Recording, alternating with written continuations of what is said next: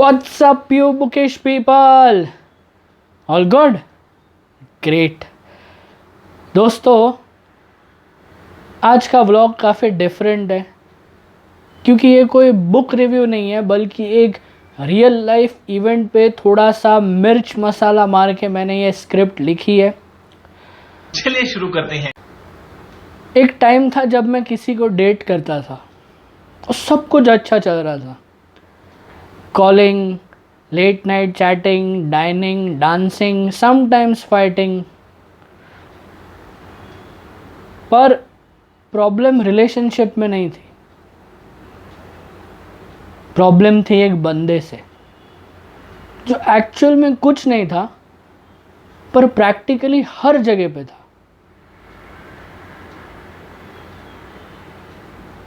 Girlfriend का best friend.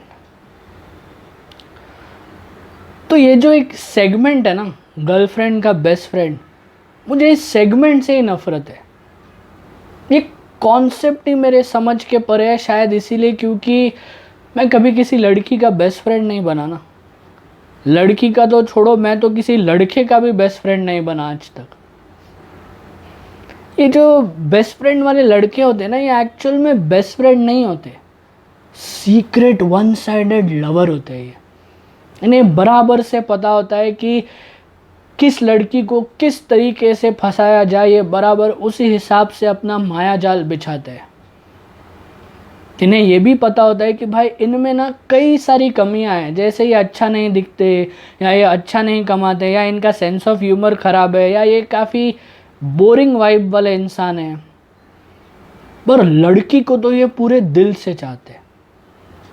तो उसके दिल तक पहुंचने के लिए वो जो फ्रेंडशिप वाली गली है ना, ये उसमें से घुसते हैं। Hi, hello, good morning, good night से इनकी शुरुआत होती है और धीरे धीरे ये लड़की के फैमिली तक पहुंच जाते। सारी जानकारी ले लेते कि मम्मी क्या करती है, पापा क्या करते हैं, अच्छा छोटा भाई भी है, वो क्या करता है, हाँ स्कूल जाता है, बड़ा नटखट होगा नहीं। और तुम्हारे पापा का वो बैंक वाला काम अटका पड़ा था, वो हुआ, चलो सही है। और मम्मी, उनका जोड़ों का दर्द कैसा है, ध्यान देना हाँ मम्मी का, अच्छे से मालिश करना, दवाइयाँ टाइम पे देना, डॉक्टर के पास ले जाना, अगर कभी किसी चीज़ की ज़रूरत पड़े तो बेझिझक याद करना। ये साले कभी अपने माँ बाप के सगे नहीं हुए, इन्हें लड़की के माँ बाप की पड़ी है। अब इस पैतरे के बाद ना लड़की इनसे क्लोज हो जाती है। वो सोचती है यार हाउ केयरिंग है, कितनी केयर करता है ये मेरे पेरेंट्स की, कोई रिश्ता ना होते हुए भी। बस अब ये लड़के समझ जाते हैं कि भाई लड़की के दिल का एक कोना तो इन्होंने अपने नाम का जमा लिया। अब उसके पूरे दिल पे कैसे हुकूमत की जाए, इस बात पर ये अपना दिमाग दौड़ाते रहते हैं। और इस प्रोसेस में इनका दिमाग ना स्पीड ऑफ लाइट की स्पीड से दौड़ रहा होता है। अगर इतनी दिमाग की तेज़ी इन्होंने पढ़ाई में दिखाई होती ना, तो आज भारत विश्व का सबसे एडवांस देश होता, क्योंकि ऐसे आशिकों की कमी नहीं है ना हमारे पास। एक से बढ़कर एक वन साइडेड लवर्स है यहाँ पे। लड़की को इमोशनली अट्रैक्ट करना इनका ब्रह्मास्त्र है। ये चिकनी चुपड़ी बातें करेंगे, सरप्राइजेस देंगे, हैंडमेड पेंटिंग्स गिफ्ट करेंगे जो कि इन्होंने अपने हाथों से बनाई होती है, क्योंकि पैसे तो होते नहीं ना इन गरीबों के पास। लेकिन जब लड़की को पता चलता है कि उसके लिए किसी ने अपने हाथों से पेंटिंग बनाई है, तो उसका दिल तुरंत पिघल जाता है। वो नहीं गरम तवे पे बटर कैसा पिघलता हो, फिस, बिल्कुल वैसे ही पैसों से खरीदी हुई हर एक चीज़ उस हैंडमेड पेंटिंग के सामने फीकी पड़ जाती है। लड़की इमोशनल हो जाती है, आंखों से आंसू बहने लगते हैं, और लड़का मन ही मन सोच रहा होता है कि भाई अब लड़की के दिल का दूसरा कोना भी अपने कंट्रोल में आ गया।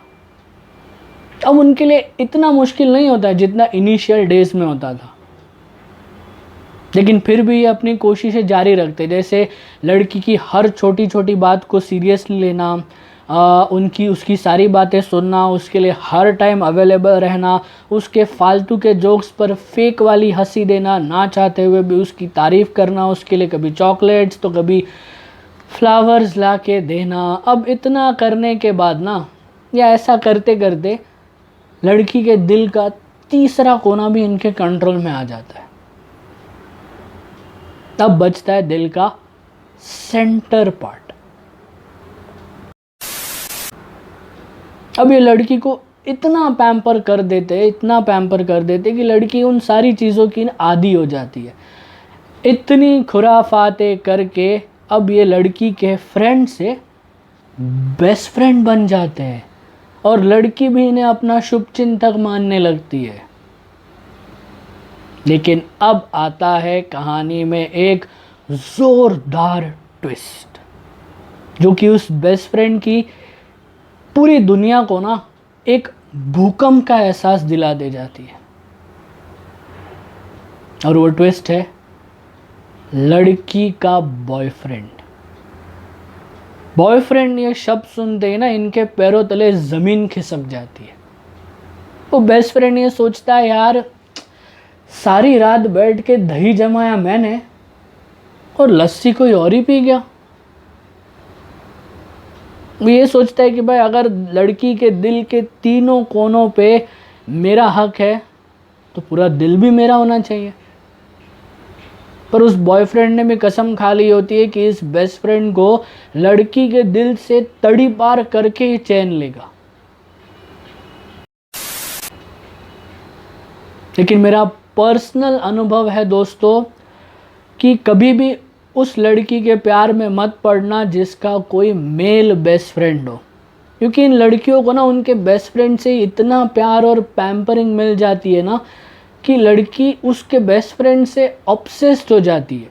और ये ऑब्सेशन इतना हैवी होता है कि हर चीज़ पे कंपैरिजन करने लगती है कि तुम तो मेरे इंस्टा पोस्ट पे बस खाली नाइस करके कमेंट किया, उसने देखो मेरी कितनी अच्छी तारीफ़ की है, तुम तो मेरी हर छोटी छोटी बात पे चिड़चिड़ करते हो और वो मेरी सारी बातें ध्यान से सुनता है, तुम मुझे हमेशा 15-20 मिनट लेट करवाते हो और वो हमेशा बिफोर टाइम आता है। अब यार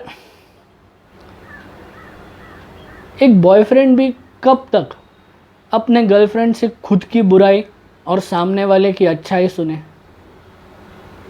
एक दिन झगड़ा हो ही जाता है और बात इतनी बढ़ जाती है कि ब्रेकअप तक बात पहुंच जाती है और काफ़ी दिनों तक रोने झगड़ने के बाद फाइनली ब्रेकअप हो ही जाता है। ब्रेकअप के बाद लड़के के पास सर रख के रोने के लिए एक कंधा भी नहीं होता है, लेकिन उस लड़की के पास 2 कंधे होते हैं उसी नामकुल बेस्ट फ्रेंड के। ब्रेकअप के बाद ये लड़कियां बहुत जल्दी बैक टू नॉर्मल आ जाती है, काफ़ी जल्दी रिकवर करती है, क्योंकि इन्हें वही सहारा मिलता है जिसकी इन्हें आदत लग चुकी होती है। और लड़का कहीं किसी बार में बैठ के दारू पी रहा होता है और उसकी गर्लफ्रेंड को और उसके बेस्ट फ्रेंड को गाली दे रहा होता है।